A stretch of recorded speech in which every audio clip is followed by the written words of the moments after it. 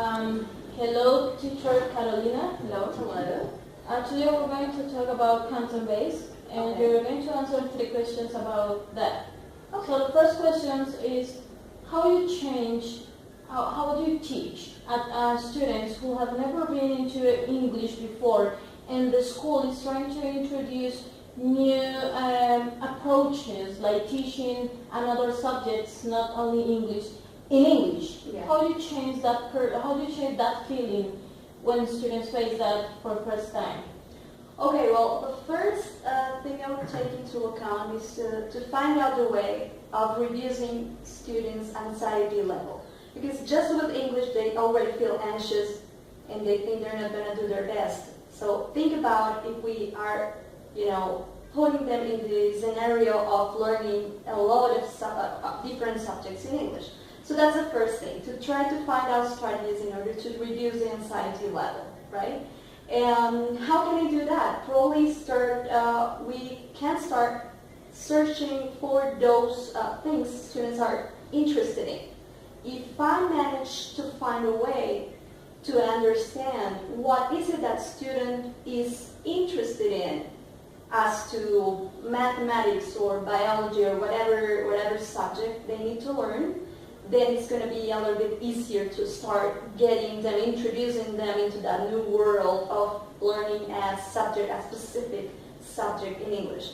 Remember that if we're talking about content-based, then we have lots of advantages, and one of those advantages is to the flexibility of the program, and the content. So I would take into account first the student, what student wants, what student needs, and then try to design all the contents in this under the program of the subject based on that. If it is the first experience of the student, I think that would be the best way.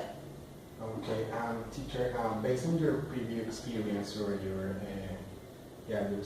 personal opinion, what do you think about teaching English, like a second language like English, in content-based subjects such as science or math, or in your case at university, like some courses in a specific career?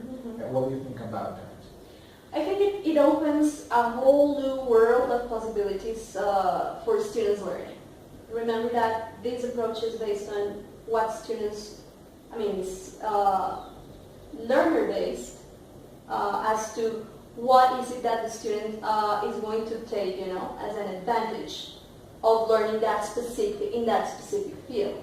In my specific case, in my previous experiences, I've taught subjects such as evaluation and research in English in the very first stages.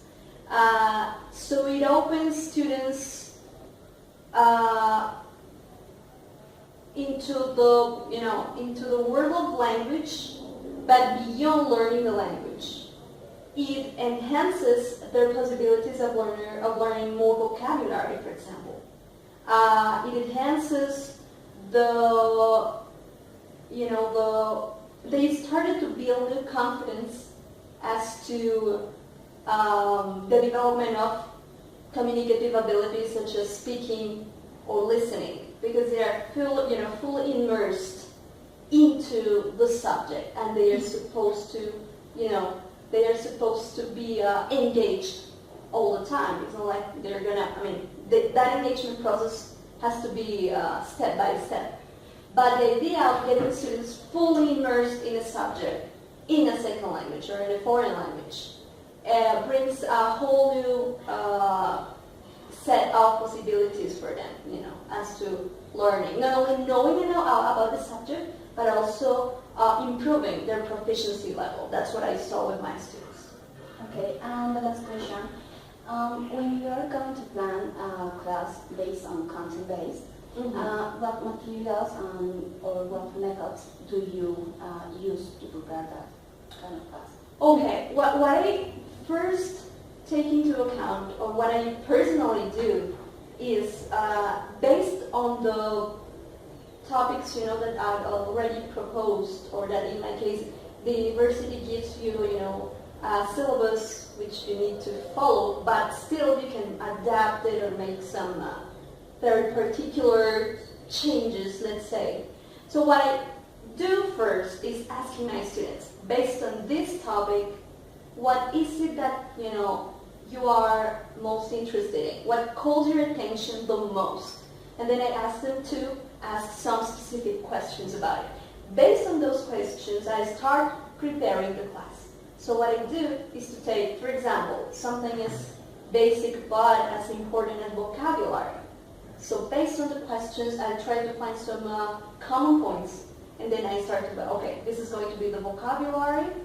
Based on the questions, I start to get some material, so it could be some previous readings suggested by the syllabus, but I can also, of course, provide students with new material or some other additional documents that I might find, right?